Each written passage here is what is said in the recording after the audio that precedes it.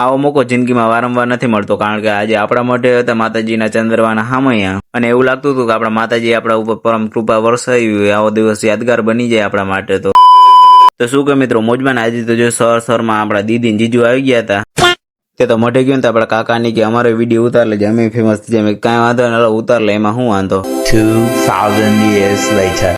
પછી બધા લોકો વહી ગયા હતા હામૈયાની રસમ કરવા માટે, અને બીજી બાજુ આપણે જમીનભાઈ ઉપાડી લીધા હતા ચંદ્રવા, અને પછી ધૂમધામથી હામૈયાની રસમ ચાલુ કરી દીધી, અને વારા ફરતે વારા હંધે ચાંદલા કરી દીધા હતા હામૈયા વાળી બેનની. અને પછી અબીલ ગુલાલ અને ફૂલની પાંખડી વેરતા આપણે વહી ગયા મઠની અંદર ચંદ્રવા લઈને, અને પછી એક ચંદ્રવા લઈને હતી બેનો ચંદ્રવા ઉપર ચાંદલા કર્યા. અને આ મસ્ત ચંદ્રવા જોઈને તો એવું લાગતું હતું માતાજી આપને સાક્ષાત દર્શન નો દીધા. તમે જ કહો યાદગાર પળ કેમ ભૂલાય. અને પછી હંધુ કામ પતાવીને આપણા દીદી એને તો રમવાનું ચાલુ કરી દીધું હતું. તે તો મને કોણ મળી ગયું, મારો ફોલોવર.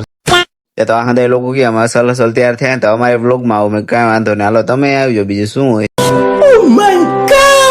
પછી મસ્ત મજાના ચંદ્રવા ગોઠવી દીધા હતા, ને એવો મસ્ત લાગતા હતા, વાત જ ન પૂછો. સાક્ષાત માતાજીના દર્શન થાય તો કોમેન્ટમાં જય માતાજી લખી નાખજો. અને પછી આપણે જીજાજીને ચીંધી દીધું હતું કામ કે હાલો ચટણી પીસવા માંડો, ને અમે બેઠા બેઠા જોતા હતા, કારણ કે ક્યાંય હાલમાં નહીં આવવાનું મિત્ર. તો ચાલો મિત્રો, કાલે ફરી મળીશું એક નવા વ્લોગમાં. ત્યાં સુધી જય દ્વારકાધીશ, અને ફોલો કરવાનું ભૂલશો નહીં.